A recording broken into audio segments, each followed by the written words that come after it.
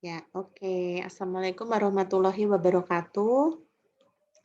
Waalaikumsalam Waalaikumsalam warahmatullahi warahmatullahi wabarakatuh. wabarakatuh. Ya, alhamdulillah kita sudah di pertemuan kelima ya, Mbak-Mbak dan Mas. Kalau mungkin ada Masnya, kalau enggak ada berarti Mbak-Mbak saja. Jadi ini sebelum saya mulai kuliahnya, biar lebih semangat, saya awali dengan ini dulu, apa namanya, pengalaman yang bisa saya bawa hari ini tadi gitu ya. Karena saya merasa selain saya mengajar mata kuliah, saya berkewajiban untuk, eee, memberitahukan kepada mbak-mbak mahasiswa yang saya ajar terutama, harusnya sih secara keseluruhan, cuman karena yang berinteraksi langsung dengan saya, otomatis yang saya ajar, jadi saya mau sedikit sharing. Jadi tadi pagi saya ke PT Garuda Food ya, jadi kunjungan dalam rangka kemitraan, kalau mungkin yang rumahnya Pati pasti tahu PT Garuda Food.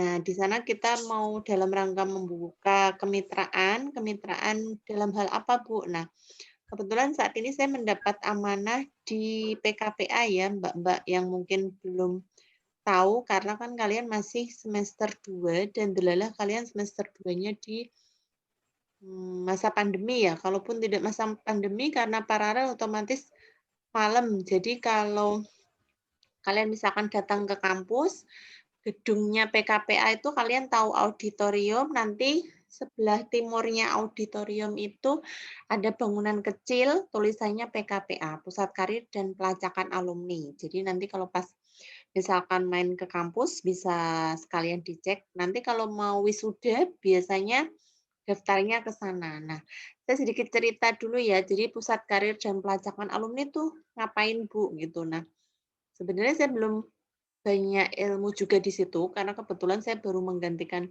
2 bulan dari pengurus sebelumnya, Bu Nana. Mungkin kelas ini ada yang diajar Bu Nana atau enggak ada, saya kurang tahu karena Bu Nana ini sedang mengambil studi juga ya gitu. Jadi saya menggantikan beliau mendapat amanah.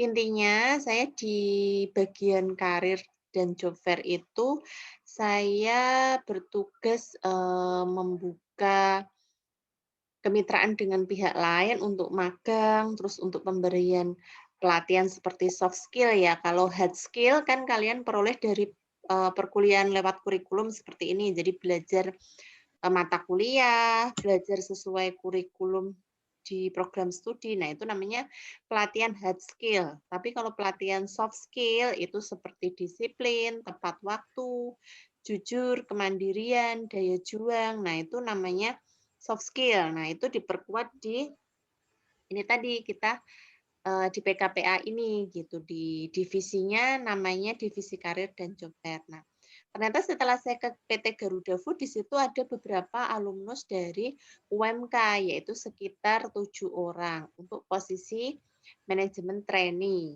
Nah, terus kita menanyakan bagaimana, performance atau kinerja ya, bahasa Indonesianya performance atau kinerja dari lulusan UMK Bapak, Ibu gitu. Karena kebetulan yang menemui kami itu ada Bapak Darso dan Ibu Sri Mulyani. Nah, Pak Darso ini kebetulan anaknya juga kuliah di UMK jurusan manajemen. Nah, semester 4 katanya sih sempat saya ajar juga ya karena, semester kemarin saya masih ngajar di manajemen gitu karena terus, singkat cerita intinya yang di UMK itu bagus kok, Bu, bahkan ada yang sampai naik-naik terus jabatannya, artinya tidak stagnan. Nah, saya mau memberi motivasi Mbak-mbak di sini, karena saya lihat tidak ada Mas ya, bahwa, mau kalian walaupun misalkan saya ini Bu, kuliahnya sambil kerja atau mungkin saya kuliahnya kan malam Bu, atau mungkin saya kuliahnya kan tidak di kota besar Bu. Nah itu saya harap tidak usah berkecil hati karena semuanya kuncinya ada di diri kalian sendiri, gitu ya. Mau nanti jadi apa, mau jadi pengusaha, mau jadi karyawan swasta atau mungkin karyawan pegawai negeri, saya harapkan kalian akan selalu membawa nama alumnus kalian, yaitu UMK, khususnya program studi akuntansi. Jadi pesan saya mau misalkan ada yang merasa, "Bu, saya kan nggak terlalu pinter," misalkan. Nah, yang penting itu, selalu ada tempat untuk orang yang selalu ingin belajar, selalu ingin berusaha, jujur, disiplin, menghargai waktu ya. Jadi, itu soft skill seperti itu saya harap diperhatikan kalian semua.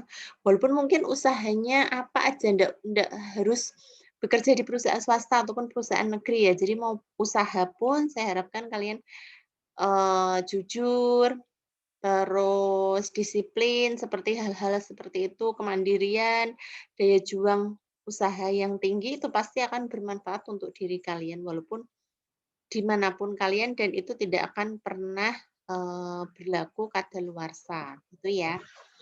Jadi itu yang ingin saya sampaikan di awal karena saya merasa kewajiban untuk memberikan, apa ya, ya memberikan ilmu tidak hanya sekedar akademik, seperti itu. Karena bagi saya di luar sana itu banyak orang pintar, banyak orang cerdas, tapi orang cerdas yang berkarakter itu susah dicari gitu dan bagi orang-orang berkarakter itu akan selalu ada tempat gitu dan dia selalu berpikiran positif atas setiap kejadian gitu ya. Jadi jatuhnya nanti juga lebih enak misalkan kalian, selama ini apa, misalkanlah, misalkan, ketika belajar mata kuliah manajemen keuangan dan investasi nih ternyata kok ini ya, Bu, ya, perhitungannya kok saya nggak pusing ya. Nah, percayalah kalau misalkan kalian menemui kepusingan misalkan, itu adalah awal dari,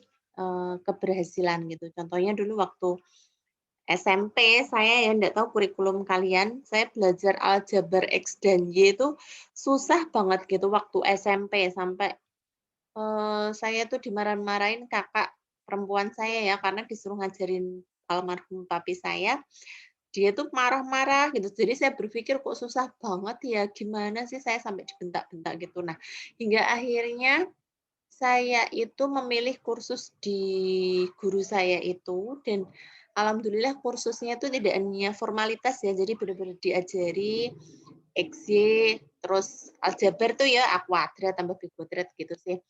Nah, terus akhirnya saya tuh benar-benar bisa, benar-benar paham, hingga semuanya tuh menjadi mudah, terus rasanya beban berat di kepala saya tuh jadi plong, ringan gitu. Nah, maksud saya tidak usah, gampang menyerah, tidak usah, "Aduh, ini gimana ya?" Intinya, kalian apalagi sekarang zaman sudah internet ya, jadi mau cari apa aja, mau mau belajar apa aja, e-book juga ada yang gratis gitu. Jadi kalian nanti bisa searching di YouTube, misalkan bagaimana cara mendapatkan e-book gratis gitu. Jadi ilmu sekarang tanpa batas gitu ya. Nah, ini seperti janji saya, jadi untuk minggu ini kan materinya manajemen modal kerja. Nah, saya pengennya tuh dipelajari dulu. Jadi malam ini yang saya bahas adalah bab nilai waktu dari uang dan bab analisis sumber dana dan penggunaan dana gitu. Saya belum sempat lihat tugas yang malam ini, maksudnya jawabannya seperti apa, cuman saya kemarin sudah sempat, melihat jawaban yang kelas pagi gitu, cuman saya sudah membuat foto apa, sudah membuat jawabannya dari tugas di Sunan. Nah, ini sebelumnya saya mau nge-share dulu yang nilai waktu dari uang ya, saya mau menjelaskan dari atas. Jadi nilai waktu dari uang di sini kalau kalian membaca sudah dijelaskan ya, maksudnya nilai waktu dari uang. Jadi misalkan kalian sama-sama diberikan uang 10.000 tapi disuruh memilih 2 tahun dari sekarang atau mungkin 10 tahun dari sekarang. Nah, kelihatannya 10.000 nilai nominalnya sama, tetapi ketika diberikan beberapa tahun kemudian, nilainya akan menjadi berbeda, seperti itu ya. Nah, ini yang sudah saya jelaskan. Terus untuk di sini ada tingkat bunga sederhana dan tingkat bunga majemuk. Nah, perbedaan utamanya apa, Bu? Gitu. Sebentar ya.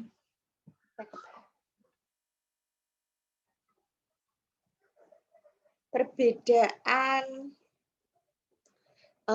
yang bisa diperhatikan di sini, kalau tingkat bunga sederhana itu intinya bunga yang dibayarkan kalian dihitung dari nilai pokok yang dipinjam saja. Silakan yang punya buku atau mungkin yang mau ditulis sendiri juga bisa ya. Intinya kalau tingkat bunga sederhana itu dia bunganya dari nilai pokok yang dipinjam saja. Sedangkan kalau tingkat bunga majemuk, dia bunganya dikalikan dari nilai pokok ditambah jumlah bunga yang dibayarkan. Nah, contohnya apa, Bu? Misalkan kalian hutang di bank nih, 10 juta, bunganya misalkan 10%. 10% bunganya dari 10 juta berarti 1 juta ya. Nah, misalkan pakai bunga sederhana, berarti bunganya itu dikalikan dari 10 jutanya saja karena nilai pokoknya adalah 10 juta. Berbeda dengan tingkat bunga majemuk. Kalau yang namanya tingkat bunga majemuk, di sini misalkan kalian ditetapkan bunga 12%, berarti 12% kali tadi bunga yang ditentukan besarnya berapa. Misalkan 10% ya berarti 10% dari 10 juta berarti 1 juta ya. Berarti 1 juta tambah pokoknya 10 juta berarti totalnya 11 juta gitu. Nah, berarti bunganya dikalikan dari 11 juta walaupun nilai pokoknya itu adalah 10 juta gitu. Nah, sampai sini saya harapkan sudah cukup jelas ya perbedaan antara tingkat bunga sederhana dengan tingkat bunga majemuk. Jadi yang dikalikan dengan bunga itu tingkat bunga sederhana ya hanya nilai pokoknya saja. Makanya setelah belajar mata kuliah manajemen keuangan dan investasi ini, saya harapkan nanti dampak utamanya itu kalian bisa memberikan wacana kepada orang tua ataupun mungkin kepada om, Pak D, atau mungkin kalian sendiri yang sudah mengambil pinjaman misalkan, biasanya pinjaman yang berada di bank, entah itu BPR atau mungkin bank seperti bank-bank BUMN, biasanya menggunakan tingkat bunga, suku bunga majemuk gitu. Makanya di sini ketika tabungan 200 juta suku bunga 12%, waktu penyimpanannya 3 tahun, ketika dihitung dengan menggunakan suku bunga sederhana hasilnya sekian. Tapi ketika dihitung dengan menggunakan suku bunga majemuk hasilnya sekian. Berarti 3 tahun saja perbedaannya sudah sekitar 8 juta gitu ya. Dari sini kalian sudah bisa membayangkan, apalagi kalau misalkan hutang yang sampai 10 juta atau mungkin 10 tahun atau mungkin 15 tahun, berarti selisih nilai nominal akhirnya lebih besar gitu. Jadi di sini layar yang saya sharing sudah kelihatan ya bahwa perbedaannya jelas sekali di mana kalau sebuah pinjaman atau tabungan itu dihitung menggunakan suku bunga sederhana atau suku bunga majemuk. Nah, kalau berbicara dengan nilai waktu dari uang, berarti kalian pasti akan berhubungan dengan yang namanya present value dan future value, nilai sekarang atau PV. Nah, biasanya PV ini ditulis juga dengan P0 ya. Artinya P pada saat tahun 0 gitu. Jadi kalian tidak usah bingung. Silakan nanti misalkan ada hal yang mau dicatat bisa dicatat sendiri. Nah, ini ada contoh sederhananya sudah ditulis di sini. Nah, kalau anuitas ini seperti ini, cuman memang tidak ditekankan diberikan latihan soal karena bagi kami, saya dan tim Bu Nani, kalian sudah bisa menghitung tugas yang kami berikan saja sudah bagus gitu. Nah, terus kemarin soalnya ini ya, soal yang di Sunan. Jadi Tuan Riko menyimpan uang di Bank Dunia sejumlah sekian. Tingkat suku bunga yang disyaratkan sebesar 9%. Uang disimpan selama 6 tahun. Nah, berarti di sini karena uang di bank dana disimpan dalam jumlah 225 juta. Berarti ini sebagai P0 atau PV gitu. Nah, yang ditanyakan apa? Bunganya setelah 6 tahun apabila menggunakan suku bunga sederhana.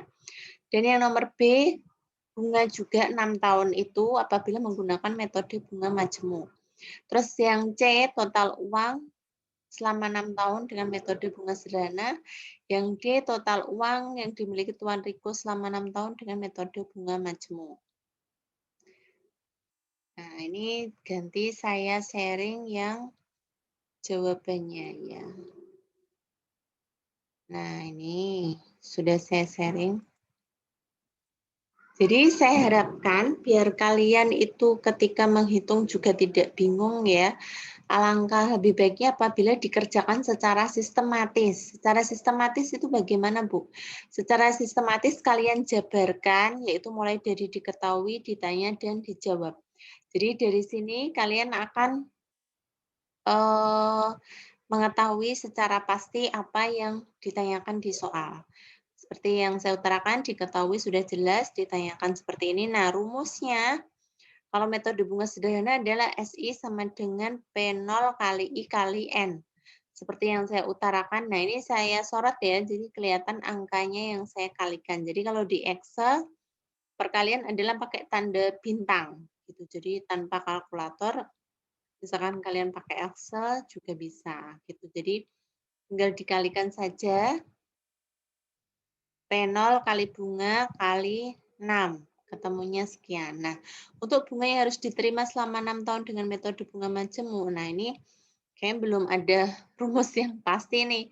Kalau mungkin ada yang bisa menyampaikan, misalkan saya habis baca buku ini, Bu, terus ada referensi caranya menghitung bunganya saja kalau menggunakan metode bunga majemuk seperti ini. Nah, itu silakan bisa disampaikan, tapi di sini karena di buku Salemba juga saya belum menemukan, maka di sini caranya adalah kita menghitung dulu future value-nya. Future value kalau menggunakan suku bunga sederhana ada rumusnya ya, yaitu P0 kali sekian, jadi kali N. Tapi kalau yang menggunakan metode bunga majemuk, biasanya dia pangkat N seperti ini. Jadi terlihat perbedaannya ya yang saya sharing di layar ini. Nah, jadi hasilnya adalah tinggal dikalikan saja, terus yang bawah juga sama. Nah, untuk yang B ini, karena tadi saya sampaikan tidak ada rumusnya, berarti kita mengurangi saja future value-nya dikurangi dengan P0. Gitu, jadi ketemunya adalah ini, 152.855.350 atau 152 juta sekian gitu. Nah, dari sini mungkin dari Mbak dan Mas ada pertanyaan, silahkan. Jawabannya kemarin salah atau sama atau berbeda? Coba kalau Mbak Anissa jawabannya sama atau beda kemarin? Sama, Bu. Sama ya. Yang B juga caranya sama, Mbak? Memang tidak ada rumusnya? Iya, kemarin kayak gitu. Kemarin kayak gitu juga. Terus Mbak Devi Kumalasari, sama kayak gitu enggak, Mbak? Yang B beda, Bu. Oh, yang B beda. Bedanya gimana, Mbak?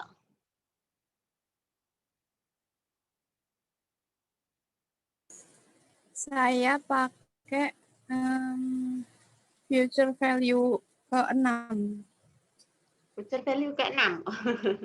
Kalau future value ke-6 berarti itu jawaban C atau D ya. Berarti tinggal menggunakan metode bunga sederhana atau metode bunga majemuk. Jadi prinsipnya saya pengennya misalkan kalian diberikan tugas tidak bisa setelah diberikan tugas dan dibahas seperti ini, saya harapkan setelah ini bisa gitu. Jadi ketika mengerjakan tugas tidak apa-apa, trial and error gitu. Tapi yang penting setelah itu kalian tahu jawabannya, gitu ya. Nah, ini untuk soal nomor 2, saya stop share dulu. Coba saya tunjukkan lagi yang soalnya. Jadi biar apa jelas gitu. Nah, soalnya kita baca Tuan Anugrah menyimpan uang di Bank RN selama 7 tahun memperoleh uang tabungan sebesar sekian, 400 juta. Berarti setelah 7 tahun, berarti itu kita tulis sebagai future value ya. Dengan suku bunga 8% per tahun. Nah, ini pertanyaannya dibalik. Berapa uang yang ditabung oleh Tuan Anugrah 7 tahun yang lalu gitu. Nah, karena ini flashback ya, berlaku mundur. Berarti ini yang ditanyakan adalah P0 atau present value. Present itu kan sekarang. Kalau future itu kan yang akan datang gitu. Nah, jadi jawabannya adalah seperti yang saya tampilkan di layar ini. Jadi yang ditanyakan adalah PV atau P0. Nah, jawabannya FV sama dengan P0 kali 1 plus I pangkat N. Terus P0 sama dengan FV per 1 plus I pangkat N. Gitu ya, tinggal dihitung saja. Kalau ini jawabannya sama atau beda? Mbak, siapa ini? 2020 12117. Sama Ibu. Sama ya. Berarti memang menggunakan metode bunga majemuk ya. Ya sudah. Karena berarti sependapat dengan saya gitu. Karena memang di soal tidak ditulis. Cuman saya sempat melihat jawaban yang anak kelas pagi. Saya melihat aja ya, tapi belum saya kasih nilai. Itu ada yang menghitung dengan metode bunga sederhana gitu. Nah, sebenarnya memang di soal tidak ditulis bunga sederhana atau bunga majemuk, tapi asumsi saya memang kalau di bank-bank itu biasanya mereka menggunakan suku bunga majemuk. Nah, ini penting untuk diketahui Mbak-mbak dan Mas semua. Jadi, misalkan orang tua kalian atau mungkin kalian sendiri mengambil pinjaman di bank, misalkan sebesar 10 juta. Saya mengasumsikannya dengan nilai nominal yang kecil saja supaya kalian lebih bisa membayangkan. Nah, ternyata kalian angsuran per bulannya itu misalkan 500.000. Nah, kalian sudah mengangsur selama 10 bulan. Berarti kan 10 kali 500 ada 5 juta ya. Nah, ketika kalian berniat akan melunasi hutang tersebut atau menutup sebelum jatuh tempo, kalian berasumsi, saya kan udah bayar 10 bulan, 10 kali atau 10 bulan. Berarti yang sudah saya bayar adalah 500.000 kali 10, Bu. Berarti saya sudah bayar 5 juta, Bu. Berarti hutang saya tinggal 10 juta dikurangi 5 juta. Nah, tidak demikian. Karena kalau kalian tahu 500.000 yang kalian bayarkan itu tidak sepenuhnya dihitung untuk mengurangi pokok gitu ya.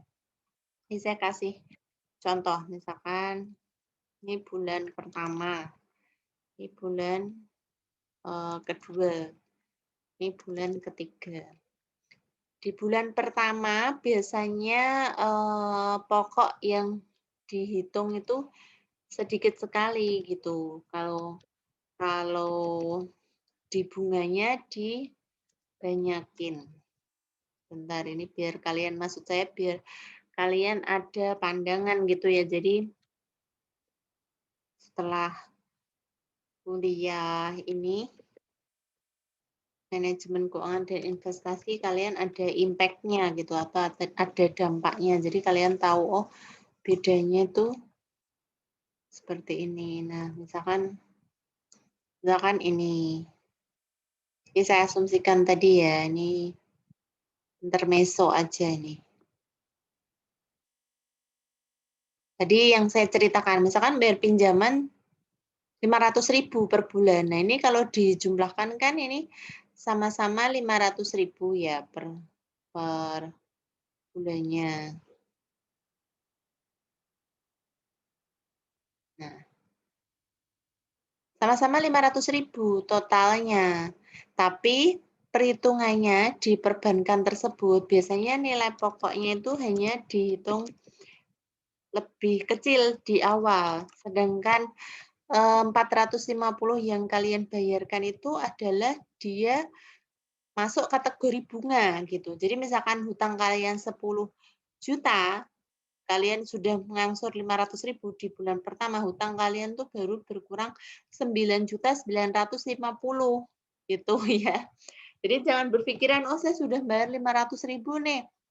Berarti kalau mau saya tutup sebelum jatuh tempo, karena saya sudah bayar 500.000, berarti saya paling inilah Bu, 9,5-an kan, paling yang saya bayar. Tidak begitu, karena perbankan juga tidak mau rugi ya. Jadi di awal biasanya mereka menggenjot di bunga setinggi mungkin seperti ini. Baru nanti berlaku mundur seperti ini. Tujuannya apa? Tujuannya supaya dia sudah laba, mengantisipasi pinjaman itu dilunasi sebelum jatuh tempo gitu. Makanya pokoknya itu dibuat pengurangannya kecil gitu.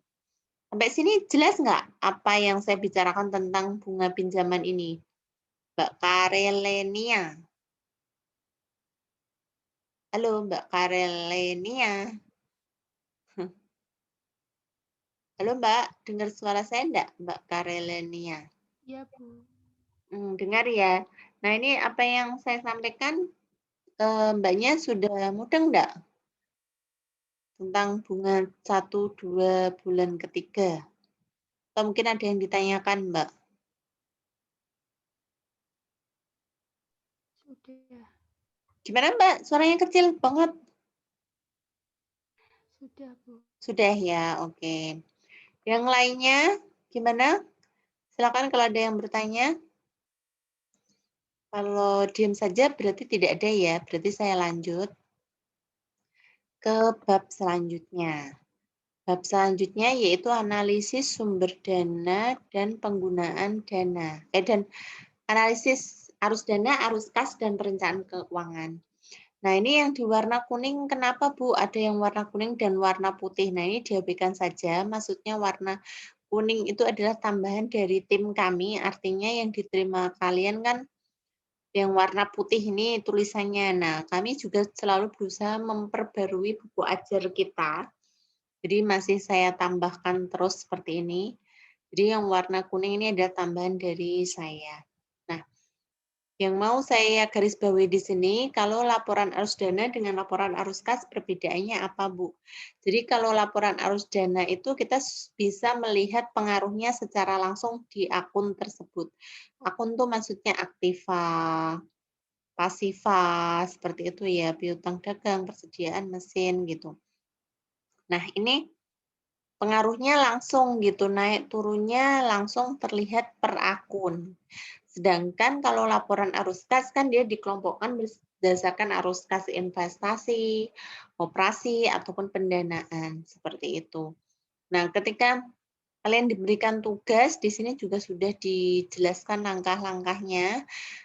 Nah, kalau misalkan ada yang penasaran, Bu, website yang mengupload laporan keuangan itu kan hanya www.idx.co.id, tapi kenapa dicantumkan semua link ini? Maksudnya biar kalian langsung terbuka halaman ini gitu. Cuman kalau mau nyoba link utamanya juga boleh, yaitu www atau enggak usah pakai www, bisa idx.co.id. Nah, nanti kalian baru melihat ini, saya perbesar. Baru melihat ini ya menu perusahaan tercatat, nanti diklik, nanti akan muncul laporan keuangan, terus baru dipilih tahunan gitu. Jadi nanti keluar layar seperti ini. Nah, ini menurut saya langkah-langkahnya sudah ditulis secara jelas ya, cuman nanti kemarin sempat ada yang tanya, saya lupa kelas pagi atau kelas sore, Bu, saya kok PDF-nya tidak bisa diklik gitu. Nah, setelah saya coba, kalau menggunakan HP memang terkadang tidak bisa di download ya gitu. Cuman kalau saya pakai laptop pasti bisa gitu. Cuman kalau pakai handphone kadang walaupun sudah kita touch, kita tekan gitu, dia tetap tidak bisa download gitu. Cuman kalau pakai HP langsung. Nah, kalau laporan arus dana berarti kalian fokusnya di laporan posisi keuangan saja gitu, walaupun ketika mendownload kalian akan dapat bonus laporan laba rugi dan sebagainya. Cuman kalau laporan perubahan arus kas sudah jelas ya gitu, karena namanya juga sudah laporan arus kas, sudah dibedakan berdasarkan operasi, investasi, dan pendanaan. Nah, inti yang membedakan dia menggunakan metode langsung atau metode tidak langsung adalah di laba netonya. Makanya di sini sudah ditandain warna merah ya gitu. Jadi kalau tidak ada laba neto di awal, berarti dia menggunakan metode langsung gitu. Terus itu yang hanya perlu saya garis bawahi, dan untuk laporan arus dana yang saya sampaikan di sini kalian harus bisa hafal gitu ya.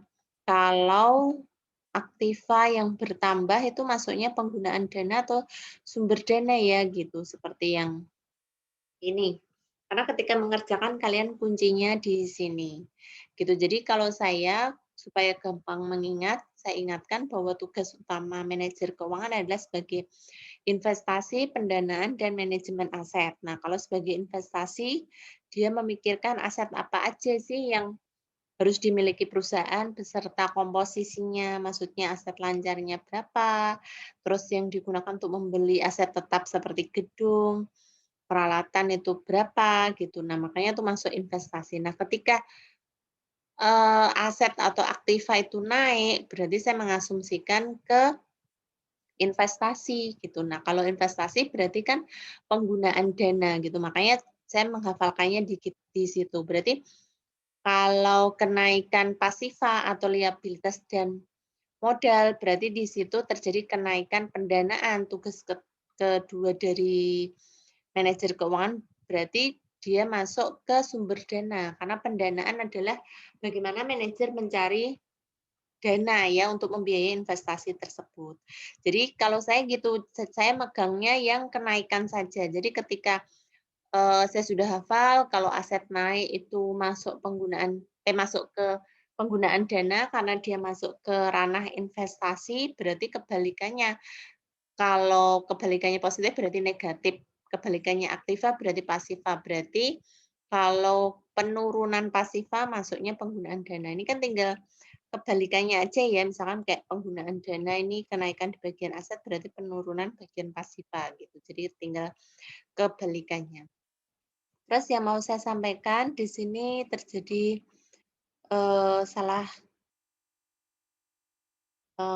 cetak sedikit ya. Jadi misalkan ini, jadi kalau tahun 2019 15 juta, tahun 2018 51 juta. Cuman di sini kan negatif. Kalau negatif, angkanya semakin kecil, berarti dia naik, gitu kan. Ini 2018 minus 51, tapi 2019 dia cuma rugi atau minus 15 juta. Berarti kan di sini terjadi kenaikan ya. Kenaikannya, kenaikan pasifa. Kalau kenaikan pasifa berarti sumber dana. Sumber dana udah betul ini kolomnya, cuman yang ini harusnya positif gitu ya. Dari sini ada yang ditanyakan Mbak dan Mas? Tidak ada? Sudah jelas ketika mengerjakan tugas yang ini ada kendala atau tidak?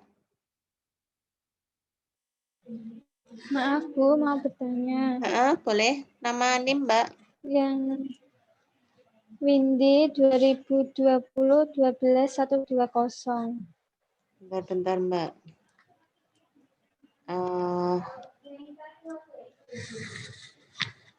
Nindi 2020.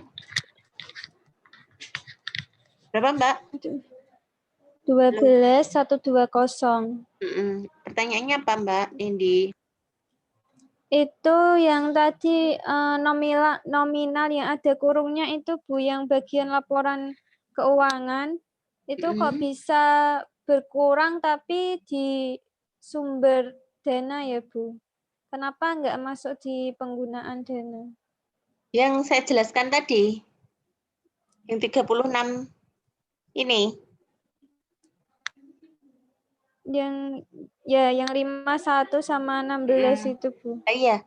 Bukan 16, ini 15 Mbak. Jadi ini Oh tuh iya. salah ini Mbak, salah positif negatif. Jadi dia positif ini harusnya. Makanya dia masuknya kan ke sumber dana. Halo Mbak Nindi? Itu tidak itu Bu, tidak berkurang. Tidak, karena ini minus 51. Ini kan minus Mbak, dalam kurung kan minus. Oh iya. Ya, kalau misalkan enggak minus ya, misalkan 2018 kan ini, 2018 kan 51 juta, sedangkan tahun 2019 15 juta. Nah, kalau tidak minus berarti dari 51 ke 15 berarti turun ya. Cuman ini minus gitu. Jadi karena minus 51 ke minus 15 itu berarti naik gitu ya. Kalau minus semakin besar angkanya itu justru turun gitu. Jadi misalkan minus 10 sama minus 2. Nah, itu besar mana? Itu besar minus 2 gitu ya. Mbak Nindi. Ya Bu, terima kasih. Ya, sama-sama. Jadi ini sudah saya sampaikan ya, enggak usah bingung karena kemarin kelas pagi juga pas mengerjakan dia sempat bingung. Jadi ini harusnya positif, cuman karena positif atau kenaikan pasifa berarti dia masuknya sumber dana. Cuman ketika penghitungannya dia sudah betul masuk sumber dana. Ini hujan oh ya. Ada lagi mungkin yang bertanya, waktunya tinggal 1 menit. Kalau ada nanti saya perpanjang, tapi kalau tidak ada saya cukupkan. Ada lagi?